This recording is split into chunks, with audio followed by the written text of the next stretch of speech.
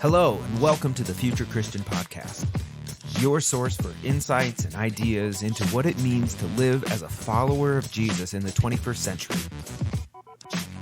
At the Future Christian Podcast, we talk to pastors, authors, and other faith leaders for helpful advice and practical wisdom to help you and your community of faith walk boldly into the future.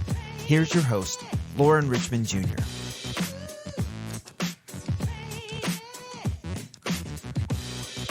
Welcome to the Future Christian Podcast. Today I'm welcoming Paul Nixon and Craig Gilbert. Paul is the CEO of the Epicenter Group and Director of Church Multiplication for Discipleship Ministries with the United Methodist Church. Epicenter exists to coach and equip transformational spiritual leaders for the 21st century. Paul is the author of 11 books. He lives on both the East and West coasts of North America, in Washington, D.C., and in Southern California, each of which is decidedly challenging for the 21st century church development. Craig Gilbert is a worship consultant and founder of Purposed Heart Ministries. From his ministry start in a small congregation to serving a church with 8 distinctive worship communities involving more than 2,000 people, Craig has planned and presented worship in a wide variety of styles. Craig continues to consult every day with many congregations on how to strengthen their teams and systems to nourish great worshiping communities, including beginning new services. Welcome to the show, Paul and Craig. What else would you like our listeners to know about you? I just said I'm really excited to be talking to you and excited about this book. It was a great time to write it and collaborate with my co-author, Paul, and the other folks who contributed. It was a labor of love for the ministries of the church, and I really hope they'll dive into it. Great. Paul, how about you? Well, I've been showing up at local churches since I was 2 weeks old, and I think they're a lot of fun. And I love working with congregations. That's been my whole life. And so right now is a really weird and challenging time in congregational life. But thankfully, I've been traveling again, and I'm getting out, spending some time with folks. And life, we're still human beings on this planet, and we still have the same spiritual needs, even though it's a very strange season. And church hasn't changed as much as we think it has. Interesting. Well, we'll talk more about that here coming up. Paul, you just mentioned being in church since you were two weeks old, if I heard that right. Why don't you share more about your faith story, what that looked like and what that looks like today? I grew up a minister's kid, so 2 weeks was about as long as you stay home and you show up. And I never had a break. I felt a call to ministry at the age of 16.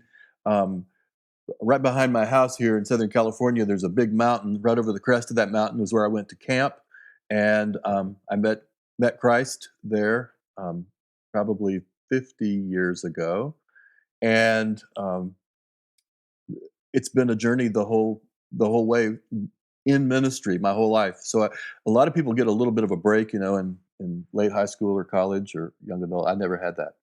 So that's a little bit about my faith journey. I really, because I grew up in kind of a secular environment in Southern Cal, I really have been passionate about evangelism and about connecting the people outside the walls of church and who don't get exposure to gospel with the people on the inside. And that's part of the reason I do what I do, is trying to help make those connections. Paul, if I've read your work at all and understand you at all, I'm guessing you don't really want a break, but maybe we can talk more about that later. Craig, how about you? So I'm not that different from Paul. I grew up in church.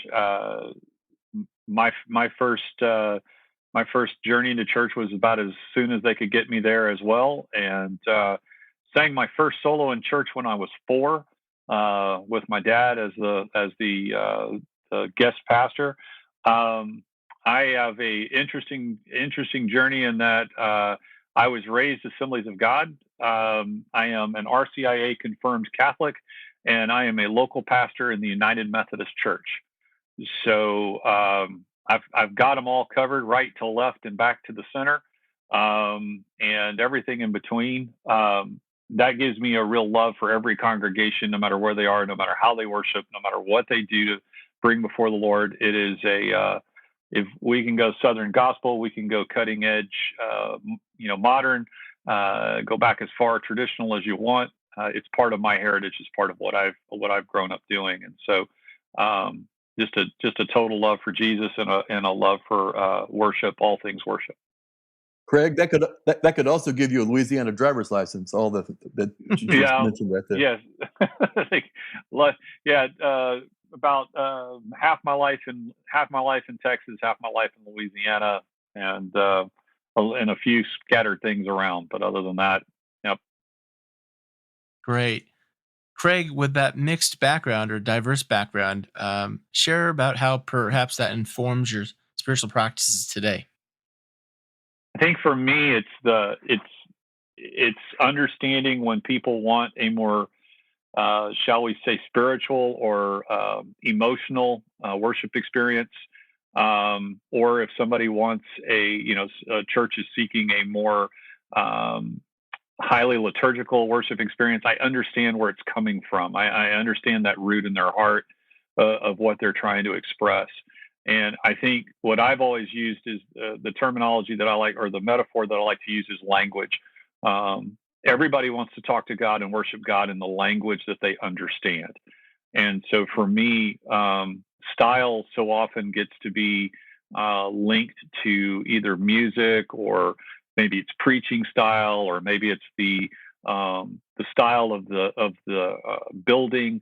But in my mind, it's a cultural language, that a language of the heart that people want to speak and that people understand. And so the diversity of my background just means I speak all of those languages, and I enjoy speaking those languages, and I understand them. And so to me, the information is it helps me realize, or helps me connect with congregations, and whatever expression they're trying to bring before the Lord, it makes sense to me. Which I think is a benefit to the type of ministry and consulting that I do. Cool. Paul, how about you? What are spiritual practices that tie into your past, or maybe have been meaningful to you? Well, for me, I mean, the whole tradition of worship in Protestant churches is still so powerfully formed by the Catholic Mass. It sort of set the pattern of, this is what you get up and you do on Sunday, and you go to this event. Even if we don't have transubstantiation happening, you go to this event, and it means that's what it means to go to church. And there's sort of a liturgical set of practices. That against what Jesus talked about in the we sent out the 70 or the 72, where you go and you hang and you have amazing conversation, and you lean in, you receive the hospitality of strangers, and the kingdom magic sort of happens there. Okay, these are two very different kinds of experiences, but I find both of them really powerful, and I don't think I can live without either of them. So there's the one, it's the structured kind of gathering that I have friends. I mean, I have ministers that dread going to worship on Sunday. For me, I have found it to be the most grounding thing of my life, and so I really do. During the pandemic, the verse came to me. I was glad when they said unto me, "Let's go to the house of the Lord." And I thought, "Wow, I'll be glad when I can do that again." And online is amazing. I mean, I got to where I could sort of worship in that way, but to be gathered back in a space, first of all, when we came back outdoors in a prayer garden, and then coming back in, that is an important piece. But on the flip of that, I am powerfully nourished by holy conversation that happens in a less structured way, that happens outside of church walls. And again, that goes back to sort of my calling. I need both of those kinds of practices and communities as a part of my spiritual rhythm. In addition to all of the personal devotional stuff, I'm an extrovert, and I need to do my faith in community. I think it's great that Paul said that, because that is actually my favorite scripture in the whole Bible. When it comes to figuring out when church is doing what they're doing right, and that is, my goal is for people to always say, I was glad when they said, let's go to church. Not I dreaded it, not oh gosh, I guess I have to go, but I was glad to go, and I love that absolutely. One of the things, Craig, that I noticed as I went back into the gathering was I noticed I began to pay attention to sort of the energy um, of and where the energy came up, and it was sort of like learning to walk again if you've had leg surgery and your muscles aren't firing. I was just paying attention to stuff, and I began to notice that different services, the energy sort of converged around different points, and it might be kind of dry and kind of cooking along, and then boom, something happens, and it's that sort of attentiveness to the fact that God surprises us in different ways and different places in the gathering each week. It's a blast. Well, you've already talked about some interesting themes I hope to revisit here. But we're here today to talk about your book that you both co-edited called Launching a New Worship Community, a practical guide for the 2020s. So I think, first of all, we kind of talked about it here in fits and starts. The COVID pandemic kind of shapes our entire conversation here. And I think the first question I really just have to ask is, of all the times to publish a book on launching something new, uh, Craig, what do you think? Like, have you, I don't know, maybe laughed at it even? Well, so there was no pandemic when we started this book. Paul and I were in his living room at his house, just having a conversation, and we began to talk about, this idea of writing a book about launching a new worship community. Actually, we're just talking about launching services, and the idea to write a book came out of it. That was a little over 2 years ago, and it was the summer before, and it became an interesting journey. But I can't think of a better time actually for this book to be published, because when you face something like this, you have two choices. You can crawl in a hole, or you can be bold and move forward. And that's what this book is calling for, is a boldness, but yet at the same time a discerning of God's Spirit. And I can't think of in many ways, I can't think of a better time for this book than coming out of a pandemic. I don't know if Paul agrees with me, but I know that's kind of how I've approached it. I like it. Yeah, Paul, what do you think? Yeah, I'm not sure if everybody's ready, internally ready to receive what's in the book. I think that's unfortunate, honestly, that because Craig talked about going down in a hole, I think there's a lot of folks that are sort of still dealing with or processing all of the challenges of the pandemic, and they're in a survival mode as opposed to a proactive kind of mode. But we highly encourage people to, even if they're feeling wobbly, to get out of their hole, because there's never been a better opportunity. As people are sort of reemerging, patterns are reemerging. People are even unchurched people that have been exposed to great online ministry are now at a place of openness about new ways of spending their weekend. It's really a great opportunity. It's a great moment, very dynamic moment for a lot of people. I hope some folks see this is the best time ever to be launching new ministry. It's so interesting you talk about that change in patterns or rhythms of life, because I think most people negatively think, oh, people are going to be so used to not going to church. And you're saying, hey, the opposite is also true. People are reestablishing or making new rhythms in their life that could be church or some other kind of, as you all are going to talk more about, worshiping community. Yeah, Absolutely. yep. So I think one theme that really stood out to me in this book was this idea that we need to rethink church planting. And I'm going to flip through here and just read a quote from your book, if I can find it here, that really stood out.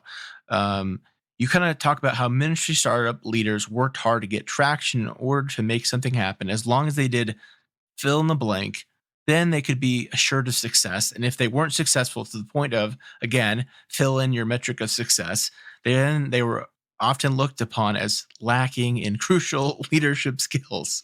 And I can attest personally. We don't have time to talk about it now, about having gone through that formula and knowing the challenges. So maybe Craig, talk about maybe that formula and why it doesn't work. And then Paul, I'm going to have you talk about this other way of doing things you suggest on page 23. But Craig, go ahead. Well, I think that the, whatever you fill in the blank with, it's almost as if there are these set rules, and that if you don't follow these rules, then somehow you're lacking. And now is a time when actually there aren't any rules in a lot of ways, or the rules have been rewritten, or we're rewriting the rules as we go. And I think that that's one of the challenging things that we've seen. I know I serve in a church, and one of the challenging things we've seen is that in some ways there's a desire to get back to what was before, but then in other ways it's like, well, wait a minute, we don't have to go backwards. We can actually strike out in a whole new direction. And so I think a leader who begins defining their approach here based off of what was, is limiting themselves, missing this opportunity of, we actually can rewrite some rules, or strike a whole new path forward. You don't have to stay in the lane that you were in before. I don't know, Paul, what do you think? Yeah, I mean, rules are contextual, and they grow out of what's worked in a certain setting. In the late 20th century, I was a part of a major planting project, and then right after the turn of the century, a second one. And we followed the playbook of what was working in our part of the world in that certain time. And oh my goodness, it was. I mean, we innovated some things too, but we followed a lot of the basic rules, and it worked well if you followed that, because it was contextual. We couldn't. That rule book would be a waste of time today. It's 22 years since that project, and we couldn't get half those people in that room, maybe not a third, doing what we were doing, even though it was pretty good at that point. So now the fun of post-pandemic is that we're in a new world, and we have to pay attention to new ways that people do community, technology, social media. It's a different setting. Yeah. So this quote on page 23, I want to read to you, Paul, and hear your response. Y'all write, our role as leaders in this ministry moment is to look for folks who resonate with our deepest sense of purpose and partner with them to become, along with them, co-creators of a future which we currently do not know. And then you write later here, wherever and whenever spiritual community emerges, worship is a normal and expected response. But I love that thought of, again, thinking of this as church planning or worship starting, whatever terminology we want to use, rather than that, again, what I'm assuming when I think of, when we talk about this tried and true formula not working anymore, but this new idea of co-creators that is a response, and worship isn't a response. Tell me more about that, if you could. Well, honestly, I don't even remember writing that. So I'm hearing it, because I write a lot of stuff. So I don't remember writing that. So as I listen to it now, having written that, I guess, a year and a half ago, as I listen to it now, what it reminds me is that my best partners in creating new things have been people who were marginally connected or disconnected from organized church. And rather than being these ignorant pagans out there that were clueless, they were the wise ones. They had spiritual intuition. I baptized some of them because they hadn't had that, but they had spiritual experiences. They had relationship with God that was emerging. We were able to put some form on it with Christian discipleship, but it's amazing how the Holy Spirit is already out there stirring, very tangibly stirring and working in the lives of people. And then God just sort of pulls us together. And often as I coach new people doing new things, whether it's a new worship service or whatever, if you're 6 months in and it's all the same familiar characters from inside the church that are on the team, and there's no new voices, there's no new connections, it's like, whoa, time out. We're not doing this in a way that is really playing with our community, spiritually. And it reminds me we have historical precedents for this in some ways. If you think of the Jesus movement, for instance, and there's Chuck Smith at Calvary Chapel in a wearing a suit to church every single day, worshiping in a very traditional fashion, but yet he opened the doors and invited people in that didn't look like him, didn't sound like him, didn't play instruments like him, didn't sing like him, and yet made room for them in his church and co-created with them. And from that, we get the Jesus movement, we get Maranatha music, we get a whole birth of a whole revival in the United States coming out of that. And that was a chance of a church person stepping out of the door and saying, I'm going to partner with these group of people who are not in church. It's funny to me sometimes that we have these examples, even recent examples of how this works, and yet church leaders today so often miss that object. They're going to build it internally around a conference table, somewhere deep in the heart of the existing building, and they're going to figure out how to evangelize the community. And they forget that walking out the door and actually meeting people and building relationships with people is the best way to build new community. If you don't want it to just look and sound like everything else you're doing. That's Calvary Chapel and Vineyard, right? Came out of Chuck Smith. I don't know Vineyard, but Calvary. Not Vineyard. Yeah, Vineyard was another thing, and right. Both of those were influential in my early life because they're both Southern California things. I sat on the shag carpet in Costa Mesa with Chuck and listened to him preach back in the day. So. Well, it's interesting, Craig. This kind of touches on something I was going to highlight later, but since you mentioned it, towards the end of the book, you talk about onboarding processes and how the old kind of formula, at least perhaps years and years ago, was get people in the door on Sunday morning, connect them to a Sunday school class, and then get them involved in the church. And y'all talk about how now it's kind of the reverse, is you can connect with people through outside the walls, community engagement, whether it's a service project or some mission outreach, and then connect them perhaps to a small group, and then eventually perhaps to a core group within the church and regular participation on the Sunday morning experience. So again, I think that's a fascinating way about how that formula has completely flipped itself on its head. Paul, what do you think about that? A lot of things have flipped, but yeah, the worship service is not always the front door in this culture. Sometimes it's the last place you arrive. And churches need to have lots of front doors. And there's but the worship service is a front door for some folk, and the larger the church grows, the more it becomes that. Early on, when you are a small planet, you don't have a lot of gravity. There's not much attraction or anything going to happen unless you're inviting someone and showing them in the door. Often it's going to be they're going to discover it's whatever anybody invites them to. So what is the easy invitation? Sometimes it's the mission project. Sometimes it's my home group, or the just the get together in the backyard with a men's group that's going to do a barbecue. Those may be the entryways because it's the easiest way to invite the actual neighbors we have who aren't necessarily looking for a good church. But the larger that the movement grows, the more the church shoppers begin to find us, and the spiritual seekers, the ones that want to come in anonymous, and the attractional thing begins to make sense. Once we've grown past 1,000 people, then that really begins to kick in. So I don't think attractional is gone, but especially when you're starting out, it's a highly invitational thing. Craig, you talked about or at least I think it was from you, not Paul, the temptation just to go back to the past. And I think that's one of the things that's grieving me most right now during our time as we're recording this. It's fall 2021. And I think I see so many churches be like, whew, that's over. We can go back to what we're doing. And I think about this temptation to go back.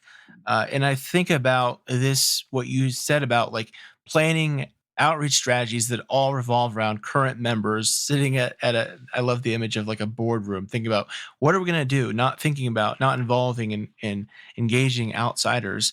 One of the things you write, or at least it's in the book here, I forget who wrote this chapter, but is about how new worship services need to not be focused on us, but engaging what other people think. What do you think is I guess it's a multifaceted question. Here's how do you break out of that temptation just to um, look only at yourself and what y'all like? And how do you flip that trend to be like, hey, how are we going to look outward to design worship and programming around what people outside of this community want? I think it's twofold. I think, first of all, I think you're exactly right. There's a desire to reconnect with the folks who were there before, and I think that's healthy. I don't think there's anything wrong with that coming out of COVID. I mean, we've got a diaspora, if you will, of people who have, whether they don't get off their couch anymore and they only go to pajama church. That's what I just call it pajama church. I got my breakfast on my TV tray and I'm watching church. But we're trying to get these people to come back into, we want to reconnect. We have relationships that we miss. I mean, that was part of what made church for us. And so, trying to reconnect with those folks, get those folks back in the building, I don't see anything wrong with that. I think that's part of what the church needs to do. But the second part, and going back and finishing that up, going back to aspects of worship that again, speaking in our language, I mean, those were things that meant something to us. That's why we were in that church to start with. It's why we were worshiping as a body to start with. So I don't want to disparage that at all. In fact, I think that that's it's part of our family history. It's part of our family story, and you don't want to lose those stories in history. But I think the second part is I'm wondering if the church is finally starting to realize that culture itself has changed. And that the days of, there was a time when a church could throw its doors open and culture itself drove people into the building, even if they weren't looking for God. I mean, I attended a church for a little while where in its history, not in its recent history, but in its past history, for instance, you couldn't run for city council if you weren't a member of that church. That was part of the history of that church's relationship with the city. And so my point is that a church could throw its doors open, and culture said, I mean, we had blue laws. We said we didn't schedule things on Wednesday nights. Even civic organizations left Wednesday night kind of sacred because they knew everybody would be at church on Wednesday night. That culture's gone. I mean, it's in fact, if anything, the post-Christian culture drives people away from church. And so a church that sits on a hill and opens its doors and says, y'all come, I think is misunderstanding the community that they're serving, because the help of culture is no longer there. So yes, we should be reconnecting with the people that we're missing, that were there.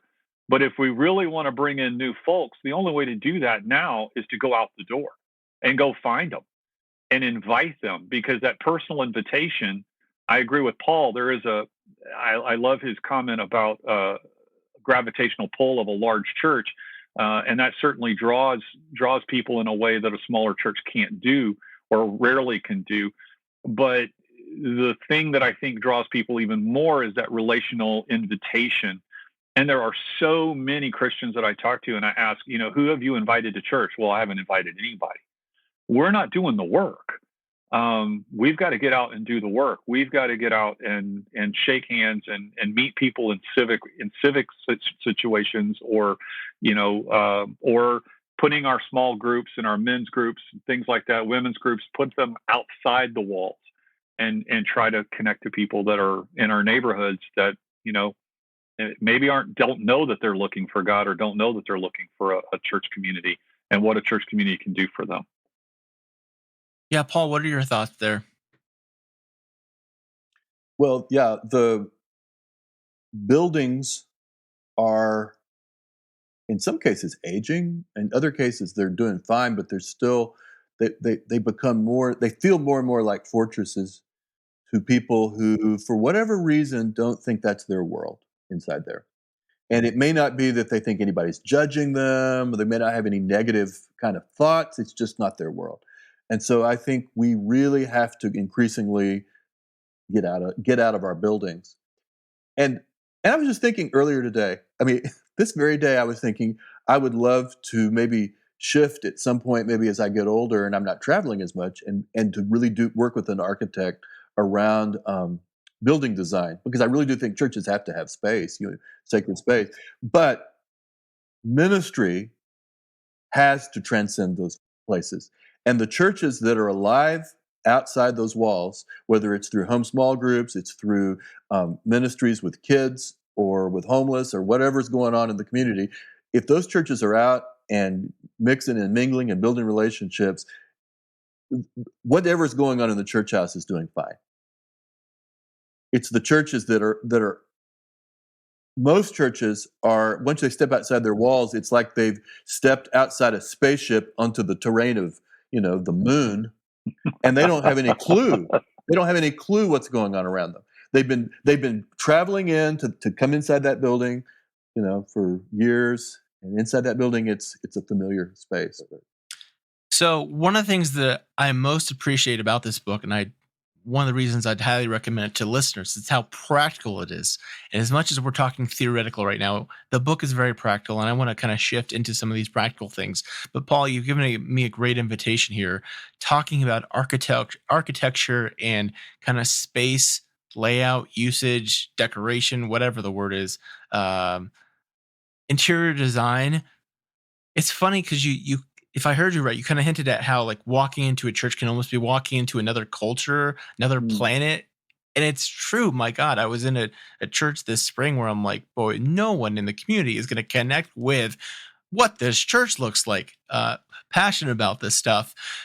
Let's talk maybe some practical things, because we're talking about launching a new worshiping community. What are some practical things people need to think about, be aware of, just as far as like the building of the space? And I'd love to hear, maybe if we have time, like your ideas about what a new building space might look like, but maybe an existing space versus Craig. Why don't you take existing spaces, and Paul, you can give us some theoreticals about what you've been thinking about architecturally. Well, I think existing spaces need to be looked at from, like you said, a practical point of view of what story are they telling, and how much and how clearly are they telling that story. So, if I walk into your church and it's pews in, ruby red pews with white oak, and, ruby red carpet, and a modesty rail between the choir loft and that traditional sanctuary look, high A-frame. What story does that tell? And it's not that it's a bad story. It's just knowing what the limitations of that are and saying, okay, we're proud of this if you are. And then saying, okay, so what does that mean for somebody who's walking through the door? I think that's the part that maybe sometimes we're not always honest. And I want us to look at the space and be honest about what it does. I struggle when churches say, yeah, we want to put a cutting edge contemporary service in this, 1960s era, traditional space, and they don't want to change anything physically. And so for me, the space has to communicate the story that's being told in the room.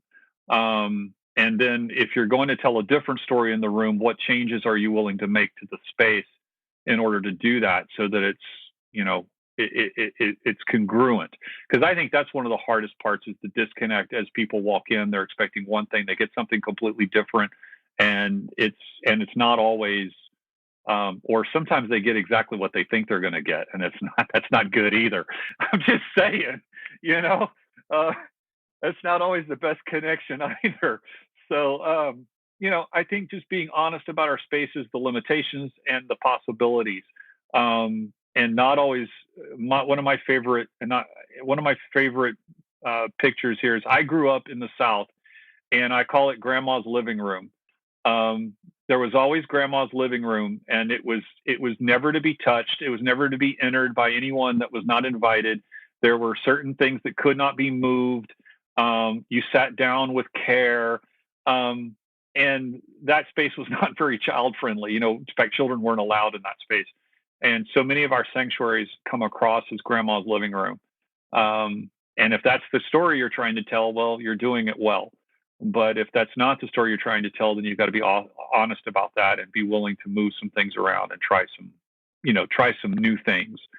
But anyway, that's just one example. I love me some mid-century modern architecture, but I think that's one of the things we don't think about enough in mainline Protestantism, or maybe Protestantism in general, is that architecture spaces have a message, share a message.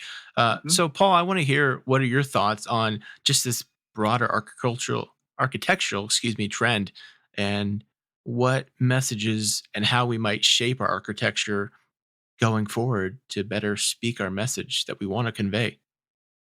I think a lot of the time we are going to be working with existing space because of the cost of construction and so forth.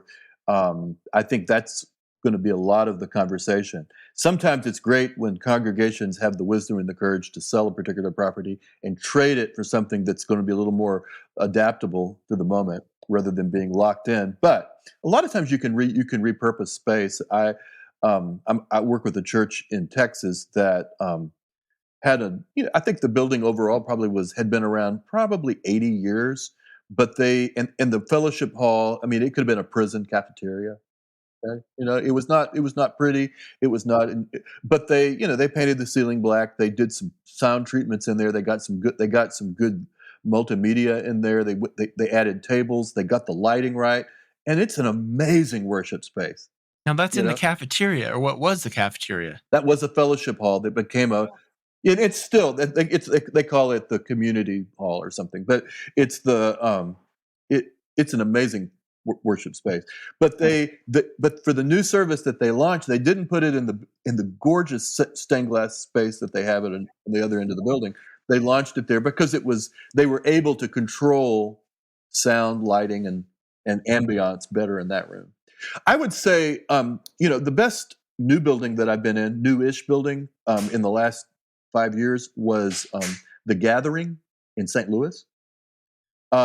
St. Louis went from like 800,000 to 300,000 people. So during that period, in like 50 years, so there had not been any other new startup constructions of church facilities in decades in St. Louis until this church was built, because it was a shrinking population. Nobody was starting churches in that situation, but this church started and did real well.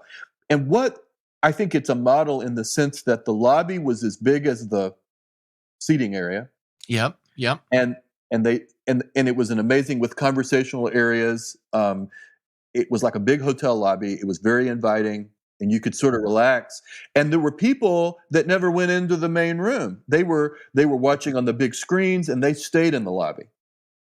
They were singing the songs in the lobby. They weren't even not standing up, but sitting in their chairs with their cup of coffee. They were connecting, but they were also doing hospitality with a whole bunch of people that weren't quite ready for the big room.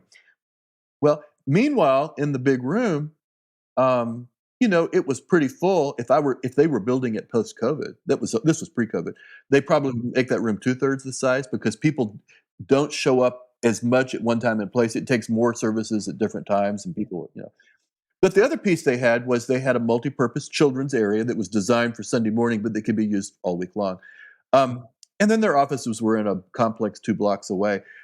That's kind of where facilities are right now. You're creating a place where community can happen, both God community, in the presence of God, worship, intentional worship time, as well as other kinds of community building. And then beyond that, they had living rooms, they had coffee shops, they had basketball courts all over St. Louis where they could be in ministry. They weren't trying to put everything into that building. There's some things I want to highlight there. The big inviting lobby. I think too often older churches are not designed. They have a small kind of narrow entryway, and I think Think phone booth. Yes. Yeah, I think any way you could expand that would be hugely beneficial. Uh, I also want to highlight, because I think this is so important. There's a church I would love to sit down with their pastor and say, move your contemporary service to your gymnasium, because I think it'd be a better space for what they're Yeah. trying to do. So I think it's really intriguing that church you mentioned in Texas that has moved their, I don't know what kind of service they call it, but they moved it to a space they They can. call it community. But a lot of churches are dying inside of a big building that was built for another era. If you could just like take out 40% of that or half of it and create the hotel lobby and then push people closer together in worship, that would be an amazing improvement for a lot of places. Yeah, and I know, Craig, I think this is in the book, and I'm sure this is something that you work with churches all the time. The challenge of space, I think the 80-20 rule, or what's the rule about, like, Oh yeah. the rule about, like, if a building or a seating area feels too empty, it just sends a message like no one cares about this. And I mean, it's a totally different vibe. If you walk into a room that has seating for 100 and there's 60, 70 people in there, versus if you walk into a room that has seating for 400 people and there's 70 people in there. Yeah, it's actually I'm actually living that right now. The church where I serve, we lost our sanctuary, which seats about 900. We lost it during a freeze this past year, and we've been worshiping in a space that seats 300. Of course, COVID kind of took care of some of that attendance issue, but it has been amazing to watch folks coming in, and some of them are sitting next to people and sitting closer together than they have in years. And how much better the singing has become, and how much better the socializing has become, because the room itself has created community. It just by sheer numbers, the room creates community. Whereas some rooms, as Paul said, some of these buildings were built for another era, and you'll have a church worshiping 400 in a building that seats 1,000. It's hard to build community in that room. It's a challenge because of the sheer amount of acreage that's in there that you're trying to cover. It's hard, and you got to work at it. And I'm not sure. Sometimes I'm not sure you can overcome it. I think sometimes you almost have to. What I want to touch on just real quick is what Paul said. The churches that are bold enough to trade in space, trade in the space that they have for a different space. And I just want to give one example. Again, you talked about this being practical, and I love pulling in imagery that people understand. If you have a church that wants to communicate, for instance, to young families, and we were talking about the 1960s kind of, community, you don't give a young family a 1966 Impala. You give them a minivan because they need a minivan, and we understand that. We would trade in the 66 Impala for the minivan because we need the minivan. We understand it with cars. We're not afraid to trade those in and trade up. And I know buildings are different, and I have a lot of, they have a lot of sentimental value and stuff. But I do think when we talk about practical, churches are not always practical when they're looking at things. And so I completely agree with Paul. I love those churches that are bold enough to try something new. Well, we're quickly running on time here, but I want to ask you a couple more questions if I can.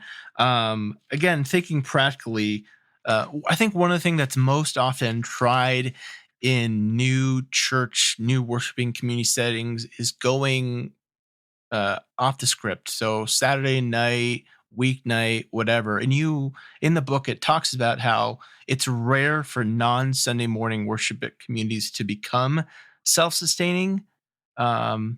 Why? I mean, do y'all have some research experience about why just going away from Sunday morning just doesn't work despite the cultural shifts? Or do you think that might be changing? Yeah, it might be changing. I mean, we don't know. I mean, it might be changing, but unchurched people still understand or expect that churches meet on Sunday morning, and so that's where they go looking. It's just where they're geared to look. Now, you can overcome that if you have something that meets in a time space that works for their family, or for their lifestyle. I mean, they're not locked in, but that's just where they start looking. So I think that's a part of why it's easier to get to sustainability on Sunday morning. But there's some populations that are going to thrive better on a Sunday evening or a Thursday night. Greg? No, go ahead. God, I completely agree. I got nothing to add. Again, going to practical here, I think throughout the book, a major theme was the little things matter.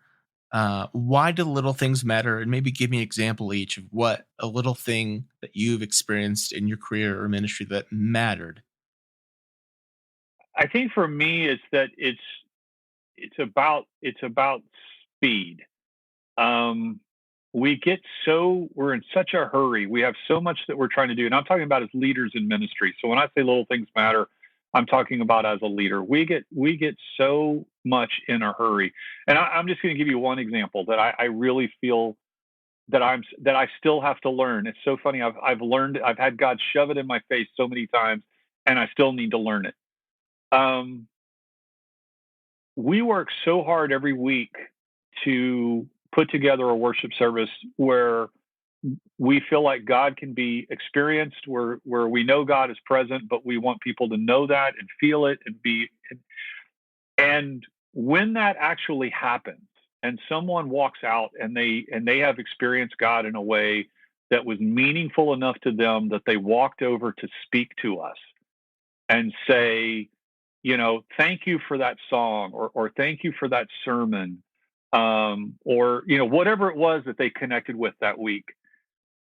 We can be so preoccupied with the business of the church, the production of worship, or just preoccupied with our ministry, right, our job, that we completely miss that affirmation and that opportunity to connect with an individual and affirm and recognize the power of God in their lives that they experienced that day. And to me, so it's a little thing for us because it's like a blip in our day. But for them to be so moved to take the time to come and talk to a church leader, identify someone and say, I'm going to go tell that person how much today meant to me, or how much this action meant, or how much it impacted my life. And we can just blow straight through that. I think that's one of those things that I think of. Jesus healed the 10, and only one came back and said thank you. And Jesus said, "Where's the other 9?" Right? I feel like I'm the other 9 sometimes. I got what I was looking for. We were building it. Now I'm moving on, and here's this person coming to tell me thank you, and it's my opportunity to recognize and say thank you to God for that. And so it's that. I think that's one example of a little thing that's little to us, but it's not little to them. Yeah, good. Paul, how about you? I don't know if it's a little thing. I think it's a big, huge thing, but we sometimes think of it as a minor thing. The special people who emerge to create the whole ambiance of life and love in that lobby space, in that parking lot zone, in all of those critical spaces before people walk into the worship room, that is, I continue to marvel at how that is often the space that makes the difference between the church that grows and the one that does not. Excellence is often happening in the sanctuary, and there's no growth. But I seldom see a church dying if there is dynamic life happening in the lobby. And it always comes back. I think of certain people. We have a guy at our church here who wears like colorful socks and shorts. He's like 80 years old, and he does not have great legs. And he just lights up. He just lights up the place. We had when I went to the gathering in St. Louis, I am with the woman who ran the room when I was planting, and the two of us walk in, okay, and we say, okay, there she is behind that desk over there, the information desk. Let's go over there and just see what happens. In about 45 seconds, we said, we're new here, hi, And she said, "Oh, I remember the day I came here. This was my last stop, and I would have given up on church." And then she gave us about a 30-second testimonial on how this place saved her life. And it was like, man, she turned up the expectancy of what was going to happen when we walked through the doors. It's the magic happens in that room as often as it happens in the room where Craig and I have spent most of our time. Yep, I agree. I want to highlight that just as perhaps one practical thing we can give to people. We've been kind of talking around it, how important the lobby, whatever we want to call it, the narthex. I know churches have different words. How important what happens in that room is, from the decorations, which you all have talked about, how it looks, how people engage with new people. I mean, that perhaps, if anything, when we talk about starting something new, we want to focus on what happens inside the worshiping space. And maybe I'm wondering if the most important thing to think about is what's going to happen outside that space.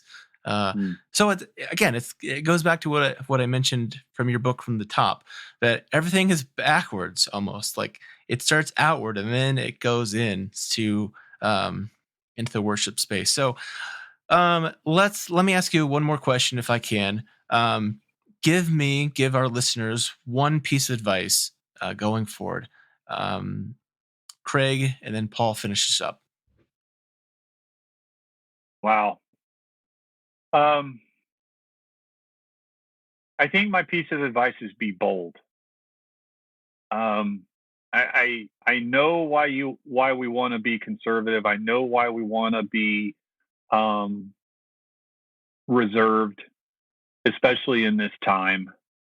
But I would encourage folks to be bold. But listen to God first. Don't be bold on your own. Do some discerning. But if you hear something from God, or you feel a call from God that seems like it's like that's just crazy talk. Well, maybe it's not. I feel like God's got something for the church, and if you can't figure out how to do it, then maybe you're onto something. Because if you didn't need God to do it, then maybe it wasn't that bold after all. Stepping forward in faith and being bold to do that. I think we should have the courage and the faith to do that. Paul, how about you? Get a small team, 3, 4, 5 people, and have 60 conversations in the community before you do anything. And then pay attention to where you see the Spirit moving and show up in that space. I'm writing this stuff down. That's why the pause. Well, let's take a quick break and we'll come back with some closing questions. All right, we're back with Craig Gilbert and Paul Nixon. Thank you guys for this time and the conversation. Really appreciate your perspectives. I always tell folks you can take these closing questions as seriously or not as you'd like to. So, Paul, if you're Pope for a day, what does that day look like? What do you want to do? That kind of thing. If I am Pope for a day, oh my, that would be an interesting thing. I mean, you could contextualize it. Like if you're what's the United Methodist biggest person, you can contextualize it if you need to. I'll tell you what I would do. I would probably get on the phone and I would call the least and the lowliest priests if I were Pope. And I would give them 10 minutes each, and I would just encourage them. Because some of the best work is happening in places that are people that feel invisible. And I think most of us have had experience, especially early in ministry, of just wishing somebody higher up the flagpole would come and pay us a little attention, and maybe just so we know we're not alone. That's probably what I would do. Yeah, middle adjudicatory leaders, if you're listening, do that right now. Craig, how about you? All right, so mine's so I'm going to go bold, like I just said. If I was Pope for the day, I would say that every 5th Sunday, every church under my influence, every 5th Sunday, the church would have to not meet for worship, and they would have to partner with a civic organization and help. So not the church's food bank, somebody else's food bank. Not the churches. Not the churches feed the homeless. Somebody else's feed the homeless. Not the church's ministry. Somebody else's. Some civic organization's ministry. Partner up with a Rotary Club. Partner up with a Lions Club. Partner up with somebody in the community, and take Jesus out, and invest into the community that they're serving, and actually serve. And that would be every fifth Sunday. So that's not too much of a burden. That's 4 Sundays a year. So that's what I would do. Good. A theologian or historical Christian figure you'd want to meet or bring back to life. Craig, start us off here.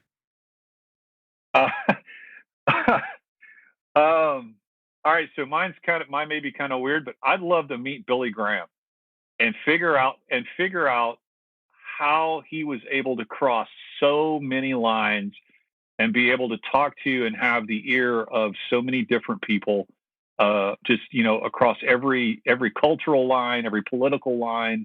It didn't matter. He had influence and was able to speak to just an unbelievable number of people.